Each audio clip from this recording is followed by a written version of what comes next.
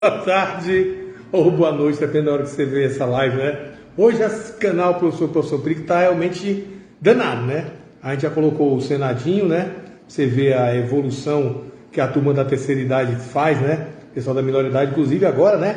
O Senadinho, durante essa época de chuva, foi transferido aqui para o Caxinauá. Um acordo feito entre o governo do estado e o pessoal do Senadinho, com a aquiescência do Alexandre Fonseca, que é o coordenador daqui. Então, todas as sextas-feiras nós recebemos aquela turma da melhor idade, o pessoal dança, se diverte, revê os amigos, contam novas histórias e realmente a gente, todo dia, sexta-feira, a gente passa para vocês essa emoção. E para você que está em casa, solitário, está solteiro, está viúvo, né?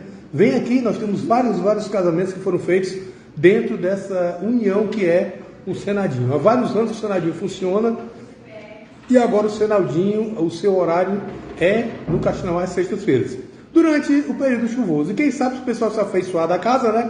Fica por aqui. Mas eu fiquei sabendo também que eles têm um de olho no casarão também. Mas por enquanto, casarão está em obras, beleza? E nós fizemos também uma segunda live muito interessante sobre a moda indígena. O pessoal da turma Unicuim. Olha, foi um desfile bastante interessante. Teve crianças, as adolescentes e as mulheres indígenas e também os rapazes indígenas. Ainda vai ter mais de 2 concursos, você vai participar junto do Caxinauá. É mais uma atividade que o Caxinauá registra. E como a gente sempre diz, o dia hoje, a hora é agora, o momento é já. Não deixe para amanhã o que você pode fazer hoje. Sabe por quê? Pode não haver amanhã. E nesse período eleitoral que nós estamos, e aí Santos, aquele abraço, meu amigo. Daqui a pouco falo de você. Você já sabe, hein? Não faça do seu voto uma arma, porque a vítima pode ser você. E o detalhe interessante é o seguinte, nós estamos indo até você graças a um apoio super especial do meu amigo Iaé Santos, que nesse momento está assistindo a nossa live. E você vai ter uma surpresa com o nosso entrevistado de hoje. É um cara que você já conhece, um cara bastante significativo na nossa sociedade. Mas aí ele já falou que é teu amigo, mas daqui a pouco você vai saber quem é, tá? Segura só um pouquinho a onda. Olha, o cara, 12h06 na hora do almoço, curtindo a nossa live. Obrigado. E o Iaé, cara, tá com mais ou menos um período de tempo aí, que ele resolveu se dedicar à agricultura. Então ele está... Ele já foi locutor na tua rádio, tá sabendo? Né? Daqui a pouco eu vou dizer que é o nome dele. Então veja bem, o Iaé está plantando pimenta, não é pimenta, são várias pimentas, pelo menos 58 tipos de pimenta. Então ele está vendendo o Pimenta Ié. Ele faz um combo de pimenta orgânica, desde o momento do plantio até o momento do envasamento da pimenta, é feito com o maior carinho, e a pimenta Ié é vendida em vários pontos da cidade, inclusive no mercadinho lá de Senador Guiomar. Lá no japonês a pimenta é vendida. Mas ele ampliou o seu leque, pensando na sua qualidade de vida. Eles também estão plantando um açafrão. Você sabe o que é açafrão? É um tipo de condimento, um tipo de raiz que você coloca que melhora o seu nível de vida, te dá mais longevidade. E você compra o açafrão. Você consegue comprar o açafrão natural lá no Araçuper do Tangará e no Araçuper do Aviário. Vou falar com o Adem também, porque eu estou fazendo propaganda do Araújo todo dia e não está caindo nada na nossa conta. Aquele abraço, só ligar para o Ié, 992422286. Ié, tá aí, ó. Pimenta Ié e açafrão natural do Ié. E também temos um apoio especial da Prefeitura Municipal de Rio Branco, através do seu prefeito Tião Bocalon, do nosso prefeito, e também do Ailton Oliveira e da Melissa Jares Oliveira. Lembrando para você que a Prefeitura fez um sistema de desburocratização de licenciamento. Então, se você quiser tirar o licenciamento da sua empresa, a coisa é bem mais rápida. Está intensificando também a vacinação relacionada à poliomielite. Ninguém quer que a paralisia infantil volte para a nossa cidade nem para o nosso país. E lembrando também que, olha, nossa rua é viciada em Copa do Mundo. A Prefeitura também lançou uma campanha para que você enfeite a sua rua, e a rua mais bem enfeitada para a Copa vai ganhar R$2.000, e vai ganhar também um kit churrasco. Eu acredito que vai vir uma banda de boi, linguiça, aquela coisa toda. Já teve ruas que ganharam, né, e ficaram muito satisfeitas durante a Copa do Mundo. Lembrando que a Copa do Mundo começa dia 20 de novembro. Ou seja, o ano já acabou. Que agora nós temos a eleição domingo, depois vem o dia de finados, e aí vem o 15 de novembro, né, dia 20 e acabou o ano. Mas, pois nós estamos aí. E o professor Perigo, na sua edição número 130, faz uma homenagem à cultura. Por quê? Cultura está em todos os níveis. Eu ouvi alguém dizer que todos nós somos artistas. Afinal, viver é como se fosse um grande palco. Quando você sai da sua casa, você representa um papel seu na sociedade.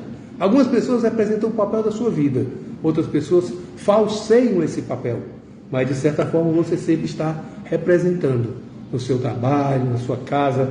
Algumas pessoas representam até nas suas relações afetivas, né? Não é o caso, mas pode acontecer, né? Então hoje a gente traz para conversar com a gente, pelos cálculos que nós fizemos aqui, são 62 anos de teatro, só. Aí você já reduz bastante o leque de pessoas. Começou a trabalhar no teatro com 13 anos. É um artista local, nacional e internacional.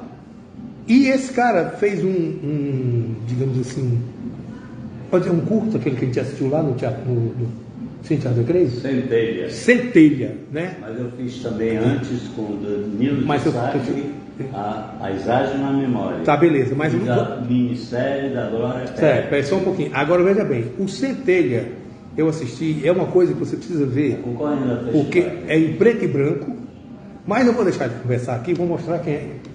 Tá vendo aqui, ó. Acabou. É Kleber Moura, acabou-se. Não tem surpresa. Kleber Curan Moura. Kleber de Barros. Pois é. Então a gente faz uma homenagem a ele, né? E dizendo o seguinte, companheiro, 13 anos você vai fazer teatro. Quem te levou? E na época que você começou a fazer teatro, quem era a tua maior inspiração? E eu tenho certeza que muitos passaram por você. Você é professor de teatro, né? E você já deve ter visto muitos alunos que começaram na tua mão assim, gatinhando, fazendo grandes papéis. Muito bom dia, muito bom dia e tenha prazer em ser recebido aqui no Professor Perigo. Diga aí. 13 anos eu fiz a primeira peça de teatro de Maria Clara Machado, a segunda montagem de Pluft Fantasminha.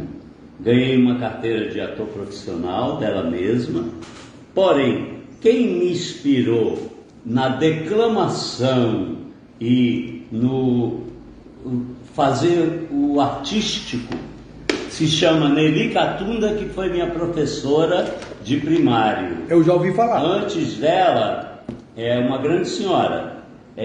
Antes dela, eu com 7 anos pedi de minha mãe adotiva um livro chamado Navios Negreiros de Castro Alves. Minha nossa. Eu aprendi o verso todinho, decorei. Com 7 anos? Com 7 anos de idade. E era o livro que eu ganhei daqueles pequenininhos livros de bolso. De aniversário. E aí eu... Quem deu, tu lembra? Minha mãe que me deu. Minha mãe adotiva. Tá. Sou órfão de pai e mãe. Nasci no Seringal, Campinas, hoje é a Vila Campinas.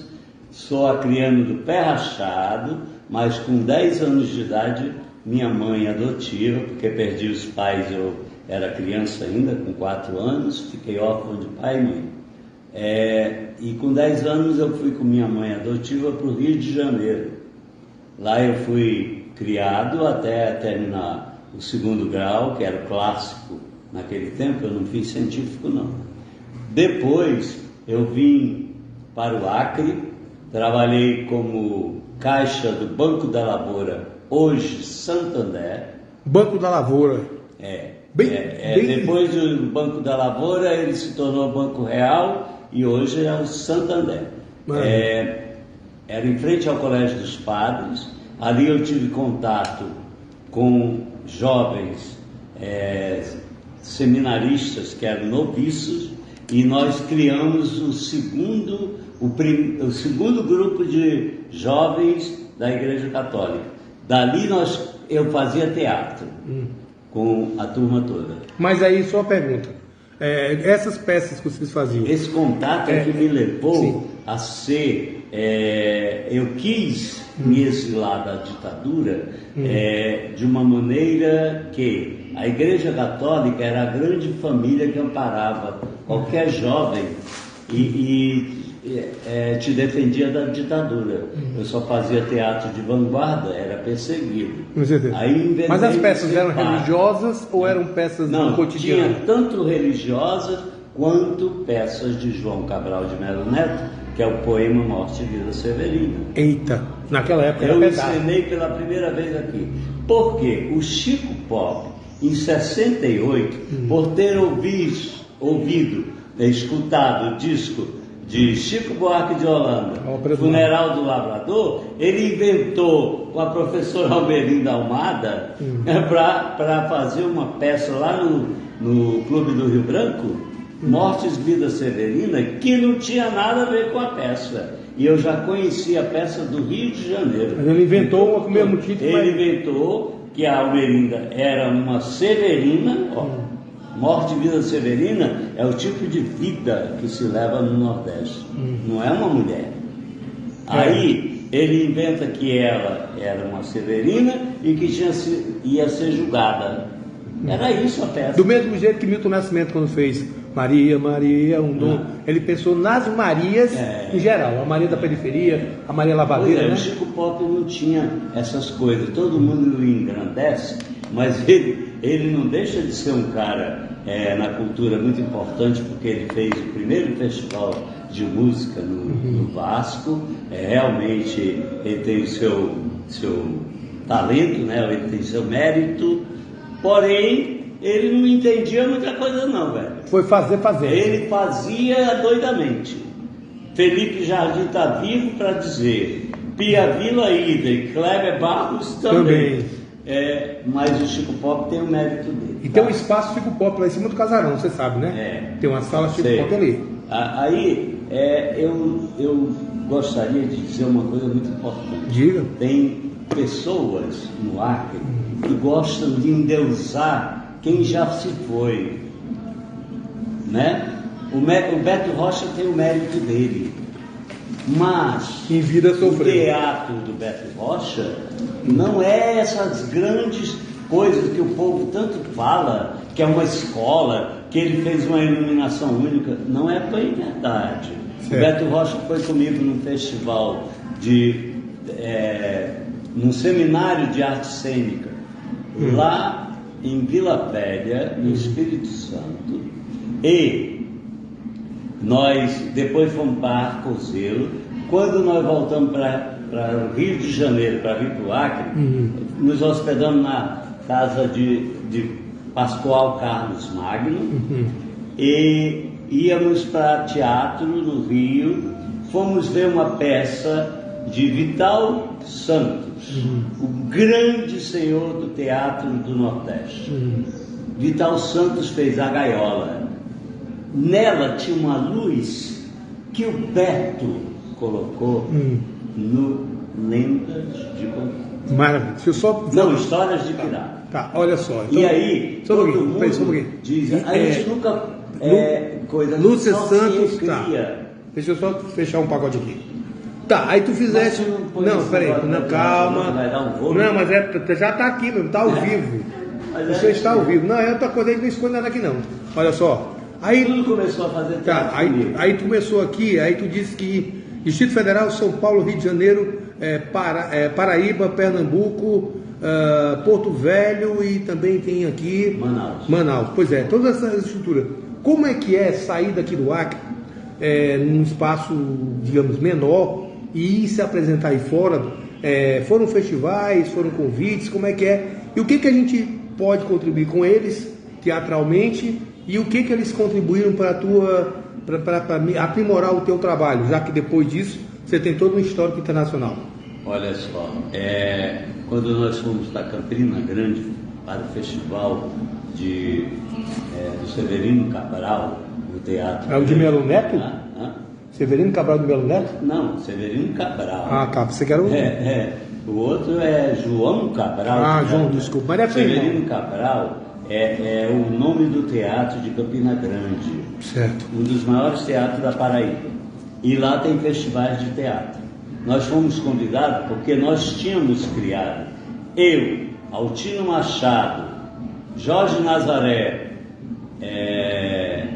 o Sombra, Luiz,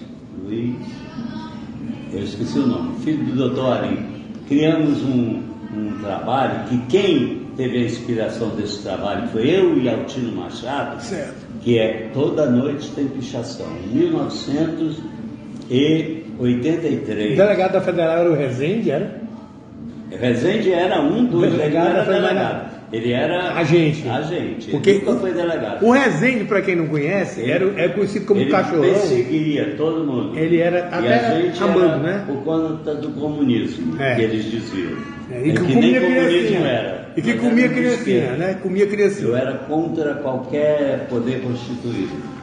Toda noite tem pichação era inspirado, na época, nos muros, em 82, picharam os muros de Rio Branco com várias coisas. Era um momento político que acabou a ditadura e até a primeira eleição para governo e deputado estadual, federal, tal. Qual era as frases assim que tinha? As frases eram várias. Tinha frases engraçadas. Melancia na bacia, mata a sede, coisas do gênero. Mas tinha também coisas políticas. Certeza. E aí, eu e Altino, nessa época, toda a juventude, andava de bar em bar. Aqui tinha o Bar da Socorro. Aqui em frente ao estádio. A mãe da Mara Rocha. O Giral. E a gente ia, Socorro, oferecia para os artistas que a gente podia comer lanche, só pagava bebida. Aí ela dava sanduíche e tudo mais, porque ela era da nossa turma. Não tem nada a ver com a Mara Rocha e nem com o Major Rocha. A Socorro e o pai dela, o Alonso, o marido dela, eram fantásticos.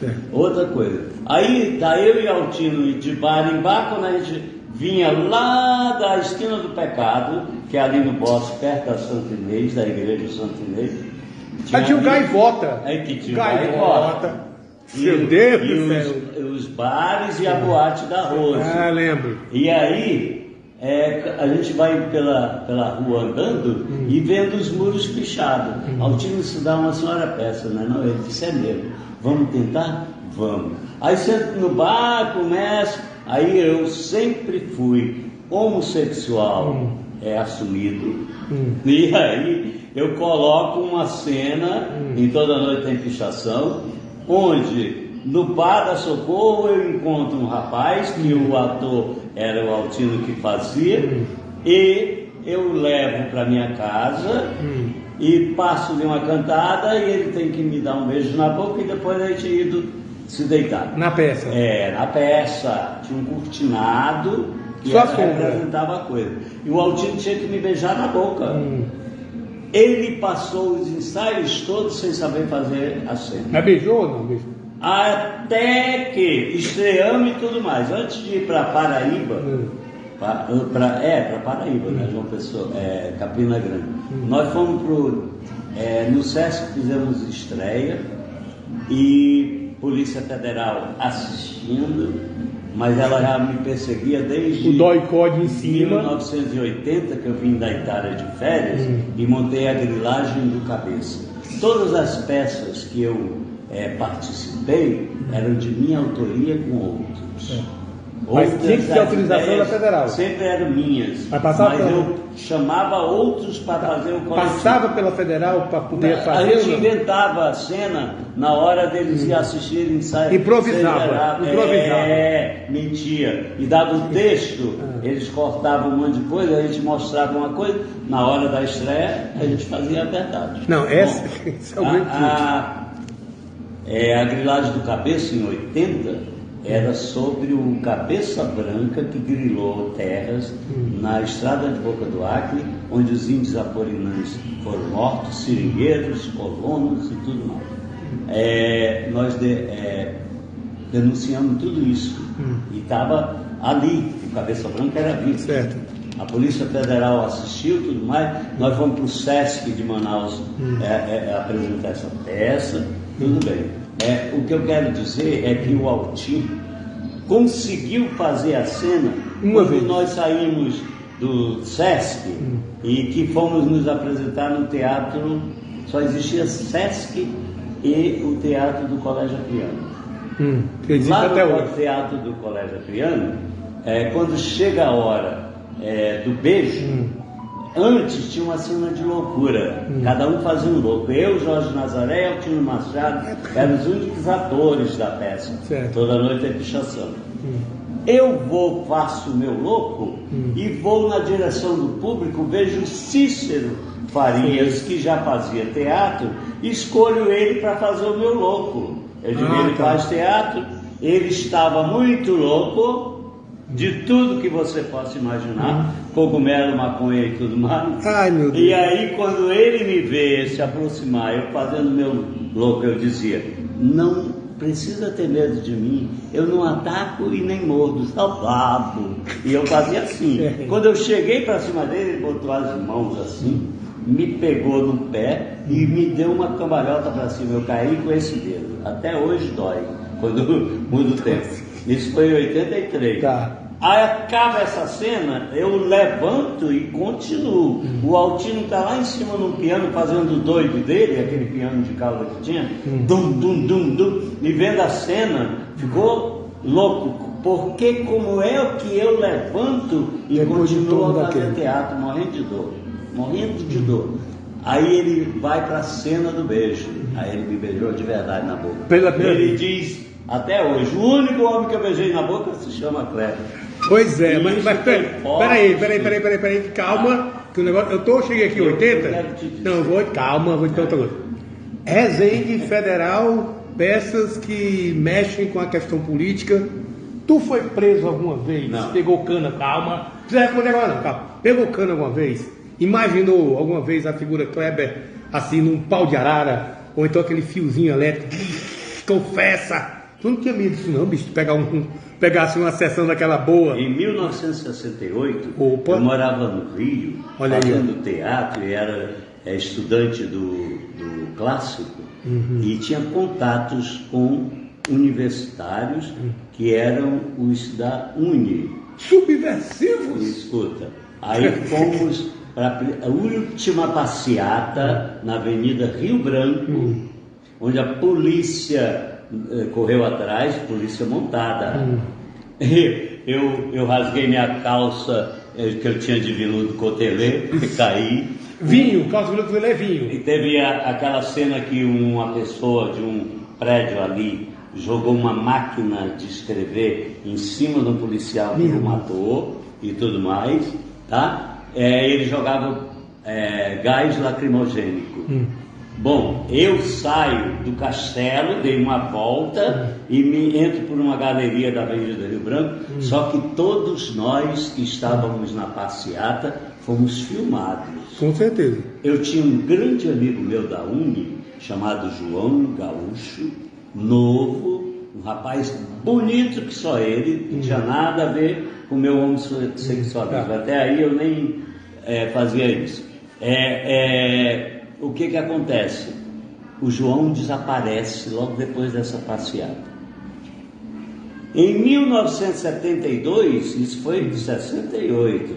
4 anos depois. 4 anos depois, eu era frei servo de Maria, já tinha ido para a Itália em 70, voltei para São Paulo, estava no convento, vou na prisão Tiradentes, porque tinha os freios dominicanos presos lá e os presos comuns.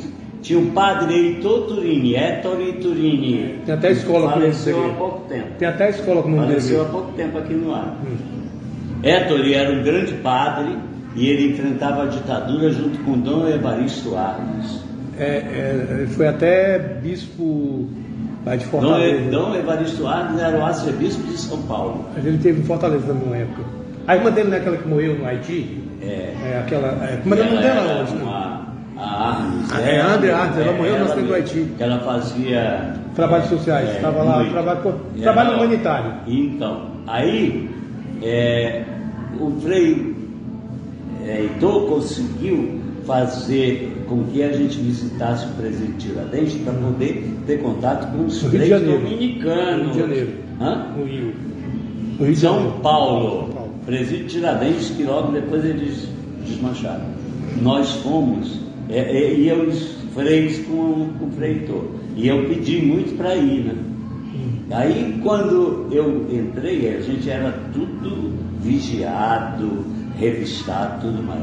Quando eu entrei, fomos na célula dos dominicanos, eles tinham feito umas cruzes dominicanas de couro, onde tinha atrás os nomes deles, Frei Beto, Frei Tito, Frei Beto é vivo. Frei Tito se matou, ele não aguentou o baque, quando saiu para a França, ele se suicidou. Frei Ivo. Bom, aí, quando nós saímos da cela dos dominicanos, e com a ideia de evangelização, e a gente levasse filme para projetar, os diretores do presídio deixaram. Fomos numa cela de preso comum onde tinha 19 presos. Logo que eu entro, encontro João. O cara lá, João, 4 anos. O lado do Rio, 68. Ele me chamou para aquele banheiro que não tem nada, só tem uma torneira assim, que é um jato d'água quando tu abre, e aquele mijador e cagador, que é de alvenaria, onde tem para tu sentar, né? A latrina, mas não é vaso sanitário, tá? Aí ele me leva lá para trás e diz, pega, mandou eu pegar nos culhões dele. Eu disse, tu é doido, cara? Aí ele pega para tu entender uma coisa, tudo mole, ele não tinha mais testículo. Aí ele me conta, aqui é a verdadeira universidade, aprenda, não adianta nada que tu está fazendo lá fora não. Eles me trouxeram do Rio para cá, num campo, tudo escuro, eu não entendia nada do que estava acontecendo. Quando chegamos em São Paulo, no DOPS, eles colocavam, chamavam da cela, numa certa hora da madrugada, do dia, da noite, não tinha horário, e levavam para uma sala, só um por vez, e o cara, com aqueles martelinhos que o médico de borracha bate para... Aí ele batia nos ovos do cara. Confessa, diz o nome, quem que estava contigo? Naquele dia tal, ele sabia tudo. E ele não falava. Aí ele perdeu, ele passou a não ser mais um homem, ficou estéril. Aí ele disse, tu quer me ajudar? Vou escrever uma carta para minha família, tu tem coragem? Eu digo, tenho. Ele escreveu, eu botei dentro da cueca, quase no toba. E quando nós saímos, não houve isso. Meu Deus. Aí eu contei para o padre Heitor, ele disse, pois você vai lá em Santa Maria, que era no Rio Grande do Sul, em fronteira já com o Uruguai, e levar a carta. Você tem coragem? A criança bom é esse. Bom. Aí eu fui, passando. O rapaz saiu? Eu não sei mais nada depois disso. Depois entregou a carta e me esqueça. Se você fizer isso, diga para minha família onde eu estou e me esqueça. Porque senão eu ia ser preso, pô. Ia saber que a ditadura estava no auge. Isso foi pessoal. E eu entreguei para a família dele e não sei mais nada. Pessoal, isso aqui é documento histórico, tá? Para quem achava que isso não acontecia, olha aqui, ó. Agora me diga uma coisa. Eu nunca fui, mas eu tenho uma testemunha desse. Mas aí já deu para ficar com medo. Meu grande amigo, o que era uma tortura. Ele sofreu pau de arara, ele sofreu essa tortura nos testículos, ele sofreu tortura psicológica. E em 1970, quando eu fui pela primeira vez para a Itália para ser padre, tinha um frei italiano bem novinho que tinha vindo para cá para ser missionário. Para cá tu fala Rio Branco? Para ser missionário. Aí ele foi para a catedral. E ele era jovem e era do comunismo lá na Itália. Ele então passou 3 meses em Petrópolis, tendo todo um treinamento de como era o Brasil, a ditadura, para pegar o jeito e tudo mais, e aprendeu português. Ele chega, uma bela madrugada, ele pega os cavaletes da catedral, faz cartaz, abaixa a ditadura e assina o nome dele embaixo e põe na frente do palácio. Quando 7 horas da manhã ou 6, lá vem o povo do exército para ir em mercado, ou estava correndo, não sei o que, vê, vai direto. Aí Dom Jocondo Maria Grotti era o bispo, chamado bispo comunista. Aí ele vai e prendem ele, levam no exército, que era o SNI da época, e começa a questioná-lo. Dom Jocondo vai por ele, defende, conseguiu mandar ele para São Paulo para mandar para a Itália. Quando ele chega em São Paulo, Frei Heitor Turini é que vai para o DOPS e vai até Brasília para poder. Aí ele foi torturado só psicologicamente, Frei Heitor junto, o tempo todo. Para poder ir embora para a Itália, ele teve que ir para Brasília, Frei Heitor, e pediu a permissão. Conseguiu, um general lá. E no mesmo navio eu fui com ele para a Itália, Padre Mário.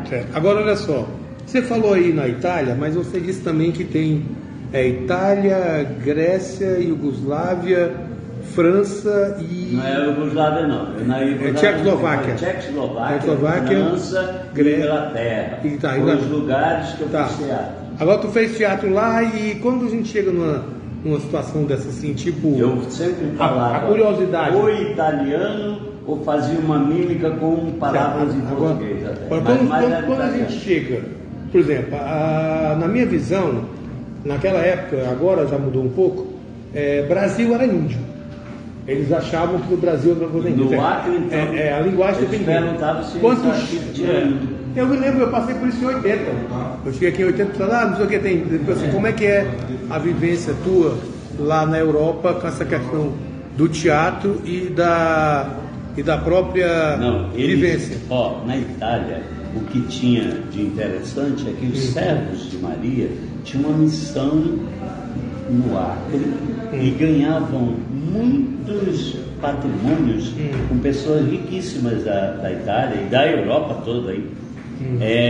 Financiamento mesmo, que eles mandavam em dólar, por conta da missão com os leprosos.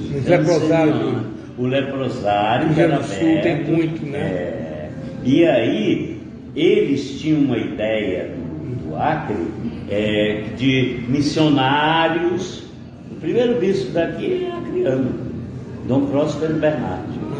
Depois Dom Júlio Mattioli, que eu conheci Dom Júlio.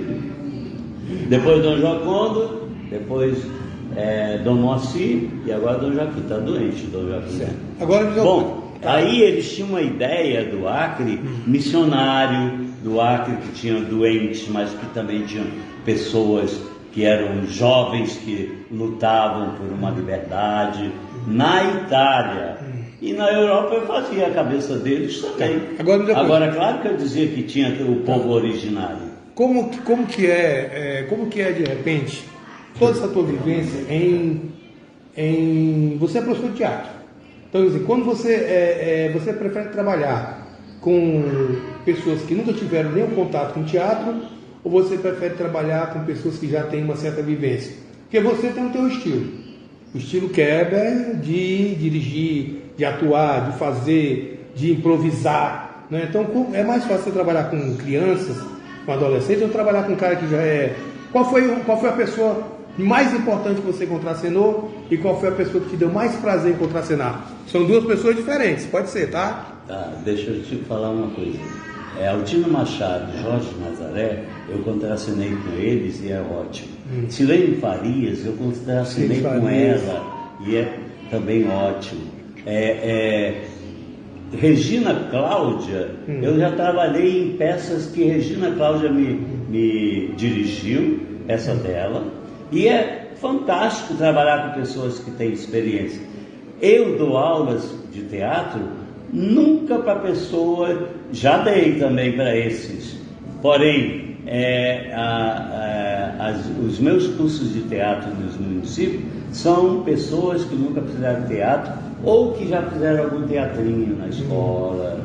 Teatrinho não, teatro de escola ou da igreja, seja evangélico ou católico, tá. E eles não têm experiência tanto e o meu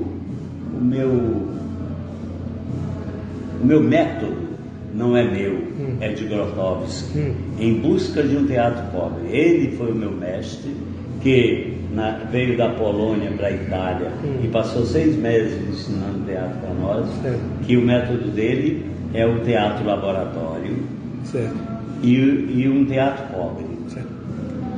Você já fez teatro de rua? Sempre. Botava aquele chapeuzinho? Olha, em 83 eu fiz a primeira Cobra que é uma fantasia coletiva lá em Chapuri.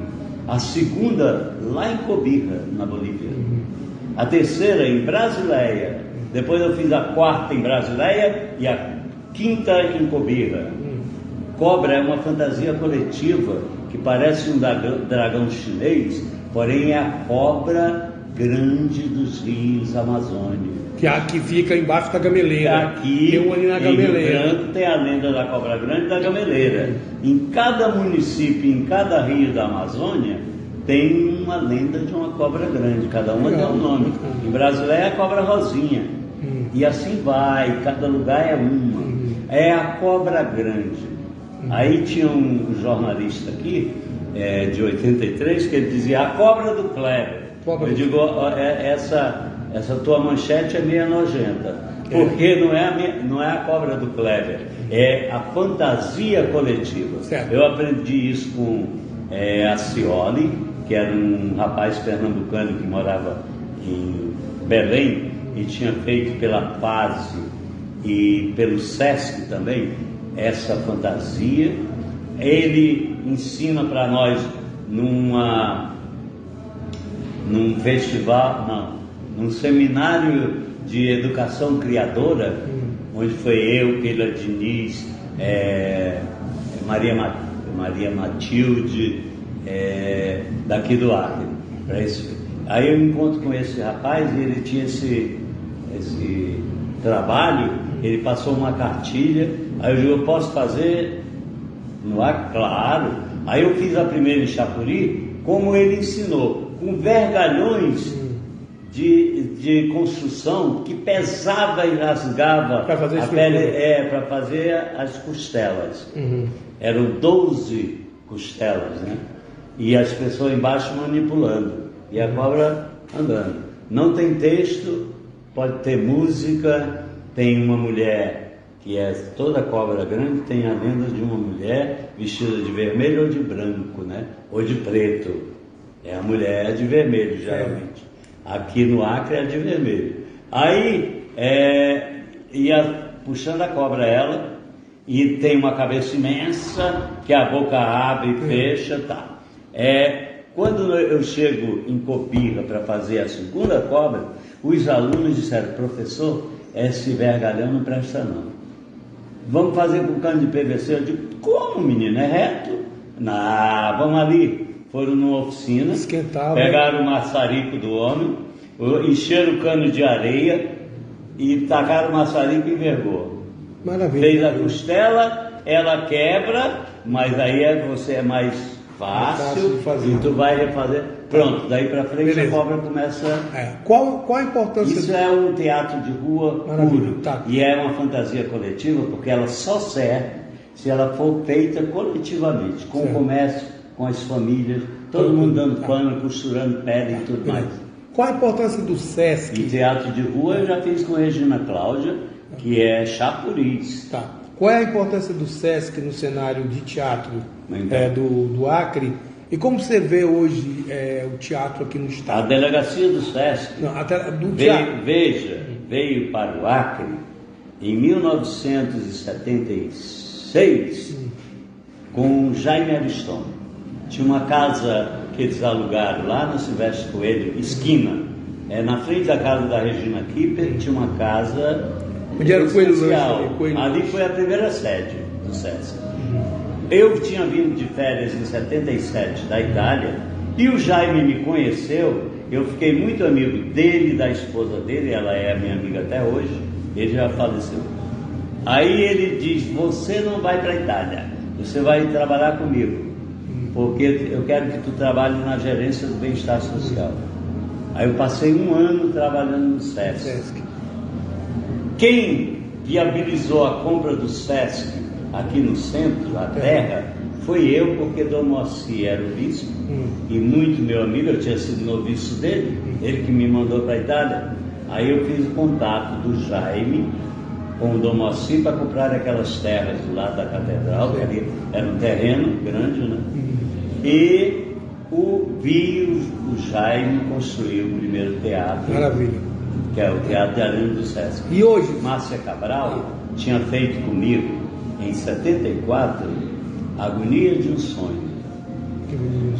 É o segundo trabalho que eu fiz no Acre. Era uma criação coletiva também, uma pesquisa sobre a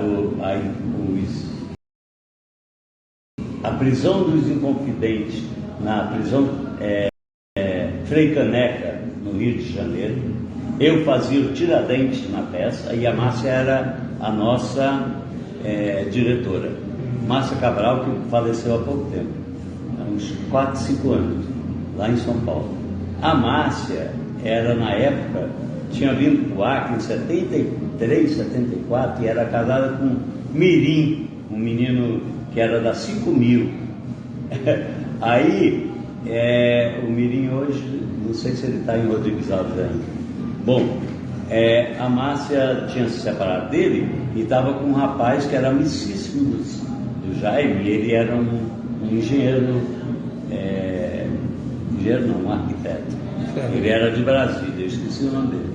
A Márcia é que estreia o Teatro de Arena do Sesc com Apareceu a Margarida. Fantástico o trabalho dela. Tá, agora como é que aí, qual a importância do Sesc? Sim. O Sesc foi o primeiro a fazer teatro, construir prédio. Certo. E eu ainda tinha saído já do Servo de Maria, vim para Rio Branco, mas fui para uma comunidade de base, lá na Estação Experimental, onde o Pacífico Costa, que ainda era padre, era quem coordenava a comunidade. Mas o Manuel Pacífico? Não. O nome dele é Manuel Pacífico, certo, mesmo. Mas não o padre, ex-padre, que casou com a Isa. Que hoje ele está no centro da comédia. Ele que coordena. Eu conheço. Mas ele é leigo, quer dizer, ele se casou e tem filhos, netos e tudo. Bom, aí o Pacífico, a gente ia todo sábado, eu e o Pacífico, tanto fomos muitas vezes lá no Manel, não é? Onde hoje é o Francisco Hipólito, aí tinha o Santo Daime da Barquinha. Sim. Não é da madrinha Chica não, lá de cima, sim, do Francisco Hipólito. A gente ia pela Estação Experimental, por dentro de uma mata, para visitar lá. O Pacífico sempre gostou de coisas novas. Íamos para o bairro Bahia, que só tinha uma rua, e para a gente chegar lá era lama pura, entendeu? Passava-se por uma olaria e tudo, onde tinha quem? Matias, que era o líder da comunidade, não fazia teatro. Aí eu, com minha experiência de teatro, Matias, vamos fazer um grupo de jovens aqui, eu te ajudo e a gente faz teatro. Pronto, ele começou a fazer teatro ali, pegou gosto com isso, e aí vem Vera Frois para o Sesc. Veja a importância do Sesc. Cria o primeiro teatro, porque só tinha um teatro a criar. Não existia teatro, não, foi em 80, por aí, 82 ou 3. Fizeram teatrão, foi mais tarde. Aí, 88. Aí a Vera começa a dar para ele, ela pegava fotonovela, daquelas italianas, e dramatizava. E ele também. E ele pega o gosto e cria de olho. Maravilha. Pois é, aí o de olho. Todos esses, o que eu quero dizer, assim, começaram comigo. Eu fui um mentor para eles. Maués Melo fez a primeira vez teatro comigo. Beto Rocha não fez comigo, mas me procurou para fazer teatro comigo. Eu digo, não, você vai procurar aquele, o Diniz, que ela tem um grupo, está montando um trabalho e ela te orienta. Depois é que ele foi fazer o teatro, o grupo lá do Teatro Horta, na Diversa, e tudo mais, que é o Adizabá. Não, aí ele criou depois o Adizabá. Bom, mas o Beto não tinha nada de teatro e me procura, que estava aqui de férias. Aí o Maués Melo, Nailô George, fez o primeiro trabalho deles. O Nailô tinha feito comigo lá na Estação Experimental teatro religioso, mas também teatro de vanguarda. Alguma coisa ele trabalhava.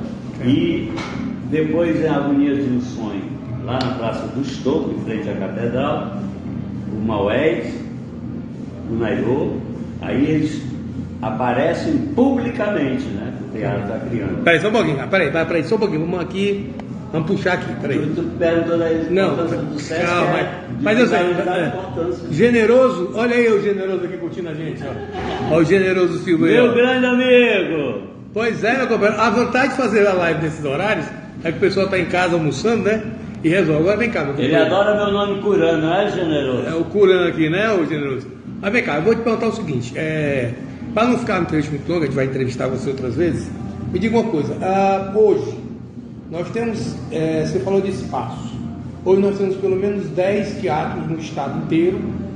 Eu vi uma vez um cara que você conhece, não vou dizer o nome dele, que vai ficar chato, o Lenin, falei o nome do cara, pois é, o Lenin dizia o seguinte: Brau, a gente não faz teatro aqui porque não tem espaço para produzir. Hoje nós temos 10 espaços. Duas coisas simples. A produção teatral hoje no Acre, ela é condizente com o momento que a gente vive, porque nós temos muitas leis de incentivo. Nós temos a Aldir Blanc, nós temos o Fundo de Cultura, nós temos a Brasil. É compatível de uma coisa, o nível, o que falta para a gente melhorar o nível de teatro do Acre? Intercâmbio, ou seja, descentralizar, tirar o teatro da mão de alguns e colocar o teatro na mão de todos, porque quando a pessoa fica muito tempo na mesma função, a pessoa que o cachorro faz a boca torta, né? Deixa então, eu te dizer. Você vai dizer, peraí, só entendeu? Então, duas perguntas. Primeiro, como é que está o nível do teatro criando aqui no momento, a questão dos espaços, e o que você faria para melhorar o teatro do Acre? Olha, Mande. Eu vejo uma coisa muito séria. Atualmente, a produção teatral acreana não chega aos pés dos anos 70 e 80. Por quê? Porque naquele tempo a gente fazia teatro amador, onde seu Lenin sabe disso, porque ele fez também comigo nesse tempo.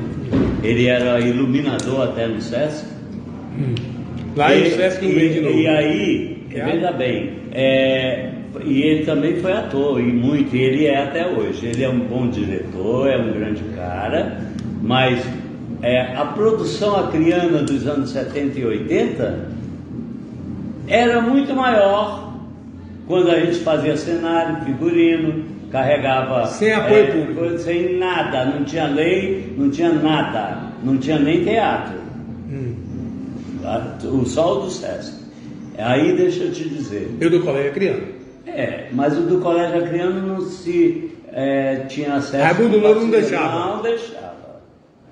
Era mesmo, né? Eu conseguia porque eu conhecia ele desde quando eu era menino. Ele ia para minha casa estudar com as minhas irmãs adotivas, então ele me considerava. Eu dizia assim: Raimundo Louro, por quê? Não, Omar Sabino, porque tu só tem essa roupa? Eu era menino Omar Sabino? O Omar Sabino é aquele que foi governador. Estudava também na minha casa com as minhas irmãs adotivas. Bom, e o Raimundo Louro, eu vi uma peça dele lá no colégio acreano quando eu era criança. Ele de bebê, chorão, um bico imenso na boca e um velocípede que ele fazia um carrinho. Como é o nome dessa peça, pô? Não lembro. Não lembro de maneira alguma. Mas era o Raimundo Louro, entrava naquele corredor, nesse carrinho. E aí eu conhecia tudo. Olha, se tiver algum parente do Raimundo Louro aí, pelo amor de Deus, perdoe. Eu tinha acesso com facilidade. Mas a gente nunca ia muito lá, não. Eu fui no tempo toda noite tem pichação, é que eu pedi. Depois eu dei algumas aulas, e quando a Eudóxia de Barros veio aqui, não tinha lugar para ela tocar, e eu pedi o palco do teatro do Colégio Acreano, que nós tivemos que pulverizar tudo, bombeiro e lá. Sem lugar, é pequenininho, né? O Diabo 4. É bem pequenininho, né, ali? 150 lugares, né, o Teatro do Colégio Acreano? Sim, o auditório é pequenininho, não é pequeno. Mas ela adorou. Porque tinha morcego, ela tinha pavor de tudo. A mulher era finíssima, né? Eu acho que ela é viva. A primeira vez que ela veio, eu a levei para a catedral. No altar-mor ela tocou um piano lá do Colégio Acreano. Maravilha. Bom, depois a segunda foi lá. Bom, deixa eu falar. Eu estava dizendo isso porque... O que ele pode fazer para melhorar o teatro aqui? Aí, hoje, tem leis de incentivo que muitos artistas ganharam o benefício e calaram a boca. produziram o que deveriam produzir com tanto benefício. Faz-me rir, né? Porque tu não vê tanta obra. Tu vê uma grande pesquisadora chamada Regina Cláudia. Ela é uma grande dramaturga, a melhor que eu vejo aqui. Não quero diminuir ninguém, tá? Eu sou dramaturgo, mas a Regina tem um trabalho melhor. O Lenine tem um trabalho bom. Agora eu peço e digo aqui publicamente que ele não repita demais só uma coisa. Mulheres de Molière já bastou, né? Não, o Dinho Gonçalves está fazendo. E a mesma coisa Pode continuar. Como é o nome da peça, meu Deus? Do Acre. Esquenta não, tá? Peraí, só um pouquinho que eu vou recusar aqui. Não recusa, Fábio. Recusou. A Menina e o Palhaço, o Dinho Gonçalves, está fazendo há 15 anos. Isso é quer ser repetitivo, né? Não? Foi mal, Dinho. Dinho. Deixa eu dizer uma coisa. Eu respeito a Marília Bonfim e o Dinho. Eu vi o Dinho começar lá no Sesc. Nunca esqueço que ele fez uma peça antes dele ir para a graduação dele, uma peça de crianças. Ele era o diretor e os atores não interagiam com as crianças indo lá dentro do palco do Teatro de Arena do Sesc, que é fácil tu ter acesso, para interagir com os bichinhos, os bichos que estavam na peça, e eles não interagiam com as crianças. Aí eu achei o Dinho e disse para ele: você não foi um bom diretor, como é que faz um negócio desse? E ele magoou, Palhaço. Ele magoou, não magoou não? Muito. Magoou. Agora, a Menina e o Palhaço é repetitivo, porém tem tá sempre atual. Tem um mérito. Tem sempre atual. É bom. A Marília é uma boa atriz. Ela sabe trabalhar muito bem em cena, tá? E o Dinho também. Agora, eu vi o Dinho começar muito antes com Jorge Carlos. Jorge Carlos está aqui no Acre e é testemunha disso, entendeu? Aí o Dinho cresceu, sim, mas dizer que tem escola no Acre, só digo que tem a Garatuja. Garatuja. O Yuri Montezuma está com um grupo, ele está começando a fazer uma escola. O Lenine tem um grupo dele que ele pode até melhorar e fazer uma escola também de arte cênica. Tudo bem, porque o Lenine tem uma grande vantagem, que ele é bom, mas ele tem uma mulher que é divina. A Cláudia é divina. Agora, você falou... uma grande professora, e ela eu dou...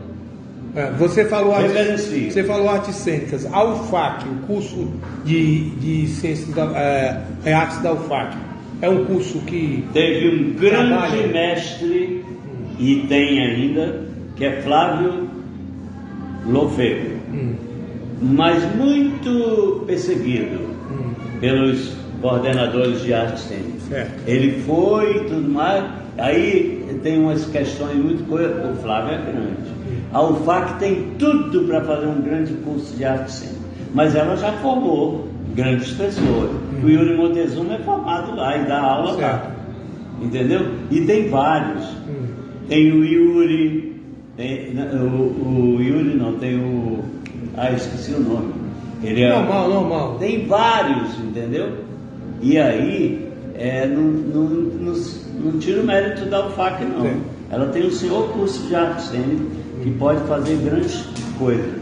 Pessoal, é o seguinte, a gente, para não esticar muito, eu vou gravar com ele em outra oportunidade, vou pedir para ele fazer só as considerações finais, porque a gente falou sobre muita coisa, e muita coisa ainda tem que ser dita sobre o teatro. O importante é que você conheceu aí Kleber Barros Moura, né? Como é que é? Juan? Como é que é o nome? Curan. Tá? Amigos, se despeça dos amigos do curso do Próximo Perigo, e a gente volta em outra oportunidade. Você vê que Raimundo Talma, deixa eu ver quem tá aqui, Pérez Samuel, hoje tá cheio de gente. Eu tenho um número de contato que é também meu WhatsApp, que é 68992 19 30 17. Quem quiser me ligar, pode, pedindo orientação ou curso que queira. Eu não sou nada, eu sou um aprendiz do teatro. A humildade faz sempre parte dos grandes homens, né? Eu não tenho dúvida nenhuma que você hoje teve uma aula de história, falamos sobre ditadura, sobre o Dói-Pode, falamos do Resende, falamos do Pia Vila. Eu só espero que até a live de número 130 eu não tive nenhum processo. Eu espero que essa de hoje também não me renda nenhum. Mas disse que jornalistas em processo não existe, né? Obrigado, Kleber. Beijo no teu coração e detalhe, ó. O dia é hoje, a hora é agora, o momento é já. Não deixe para ver o que você pode fazer hoje. O que você pode fazer hoje? Pode não haver amanhã. Um beijo, ó. Não faça escuro, não faça do seu, não faça do seu voto arma que a vítima pode ser você.